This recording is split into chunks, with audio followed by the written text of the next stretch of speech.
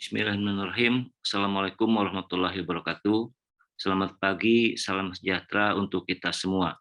Yang saya hormati Bapak Ibu peserta Seminar Nasional Himpunan Peneliti Indonesia Daerah Istimewa Yogyakarta, izinkan saya untuk kali ini membawakan satu buah makalah yang telah kami susun pada saat saya masih bekerja di Pusat Pengembangan Kompetensi SDA dan Pemukiman, Badan Pengembangan Sumber Daya Manusia, Kementerian Pekerjaan Umum.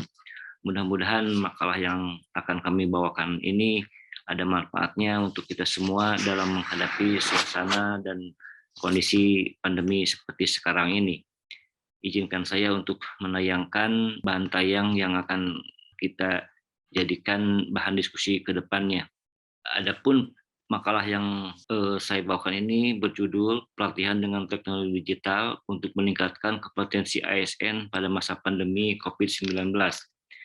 Makalah ini disusun oleh saya, Sonsnya Effendi, ada Pak Ruban Rujiatno, ada Bu Fitri Yandini, Bapak Jajat Jatnika, dan Pak Ketut Asmara Putra. Yang melatar belakangi makalah ini adalah yang Badan Pengembangan Sumber Daya Manusia Kementerian Pekerjaan Umum memiliki tugas dan tanggung jawab untuk meningkatkan kompetensi ASN di Kementerian Pekerjaan Umum dan Perumahan Rakyat dalam bidang teknis, senantiasa dituntut untuk terus mengembangkan kreativitas dalam rangka mendesain pelatihan yang berbasis kompetensi. Upaya ini harus terus dilakukan dalam kondisi yang tidak memungkinkan sekalipun, contohnya kondisi saat ini dengan mewabahnya satu virus corona yang sangat menggemparkan dunia. Kami dari lembaga pelatihan berupaya untuk bisa terus melaksanakan pelatihan, bisa terus memberikan pengetahuan dalam bidang teknis dalam kondisi seperti sekarang ini. Ini yang menjadi rumusan masalahnya. Jadi sebagai instansi pusat yang bertugas untuk meningkatkan kompetensi ASN PUPR di masa pandemi COVID-19 ini, Pusat Pengembangan Kompetensi atau disingkat dengan Puspangkom SDA dan Pemukiman dituntut untuk dapat mensiasati dan mencari cara paling tepat untuk dapat terus meningkatkan kompetensi ASN dengan risiko penurunan wabah di antara peserta, penyelenggara, dan widyaswara yang terkecil. Salah satu contoh yang kami sorot di sini adalah pelaksanaan kunjungan lapangan. Biasanya kunjungan lapangan langsung datang ke lapangan, gitu, langsung ke lokus antara peserta, ada pengajar, ada penyelenggara, dan juga mungkin narasumber. Tapi untuk kesempatan sekarang dalam kondisi seperti ini itu tidak memungkinkan karena akan banyak terjadi kerumunan.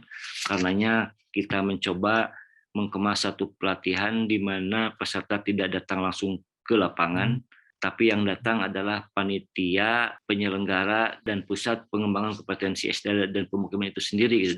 Mereka datang langsung ke lapangan, sedangkan peserta hanya menonton siaran langsung atau live streaming yang telah kita laksanakan kemarin di pekerjaannya pembuatan jeti di Tukat Unda, Kabupaten Kelungkung, Provinsi Bali.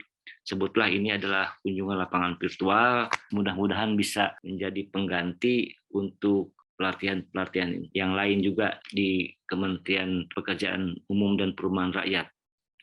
Metodologi yang digunakan adalah yang pertama koordinasi dengan pihak terkait, selanjutnya studi pustaka, selanjutnya adalah pengumpulan data, selanjutnya adalah pelaksanaan kunjungan lapangan virtual. Nah, ini kunjungan pelaksanaannya dilaksanakan di Tukat Unda, Kabupaten Kelungkung, Provinsi Bali.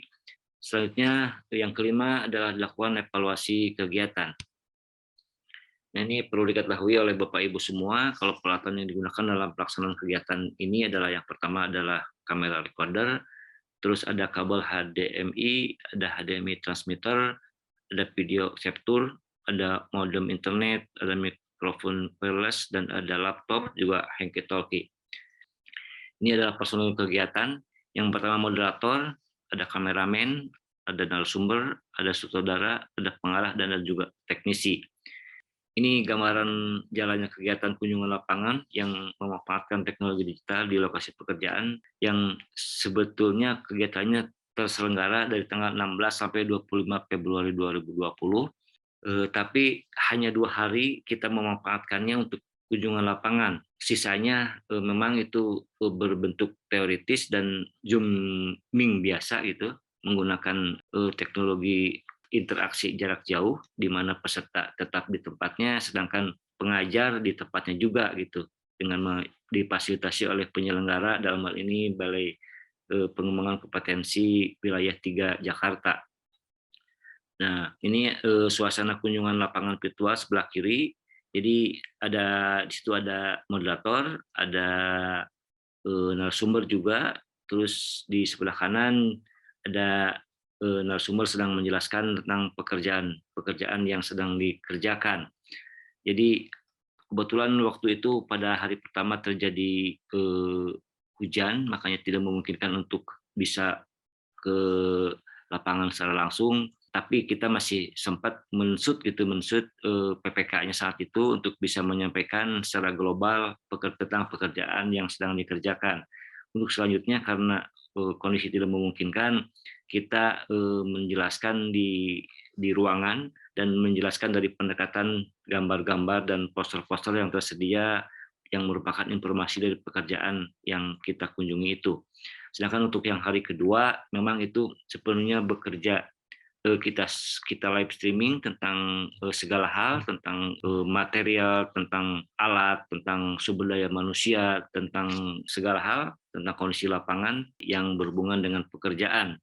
Tapi ini perlu diingat, untuk live streaming seperti ini perlu diperhitungkan juga kekuatan baterai masing-masing alat gitu, karena ada alat-alat tertentu yang hanya memungkinkan untuk setengah hari dan tidak bisa untuk melanjutkan. Kalau ada salah satu alat yang tidak memungkinkan seperti itu, saat itu kita mensiasatinya dengan kita cukup setengah hari, tapi sisanya kita untuk diskusi kita di kelas yang memungkinkan bisa memberikan tambahan arus kepada alat yang habis baterainya tadi gitu. Mungkin untuk selanjutnya perlu disempurnakan untuk apakah seperti apa memberikan kekuatan tambahan baterai manakala diperlukan durasi penyelenggaraan pelatihan yang lebih lama lagi gitu.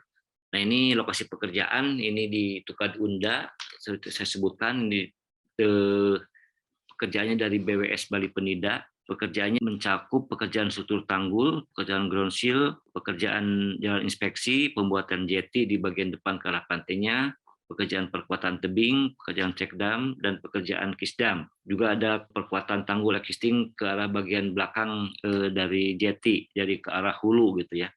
Nah, ini pekerjaan yang dijadikan lokasi kunjungan lapangan. Jadi kita konsentrasi fokus ke bagian jetinya, karena yang dilaksanakan pelatihan kali ini adalah pengawasan mutu pelaksanaan bangunan pantai, karena jeti adalah merupakan salah satu bangunan pantai dan itu sedang dikerjakan ongoing di teman-teman BWS Bali Penida, karenanya itu sangat cocok untuk dijadikan lokasi untuk kunjungan lapangan.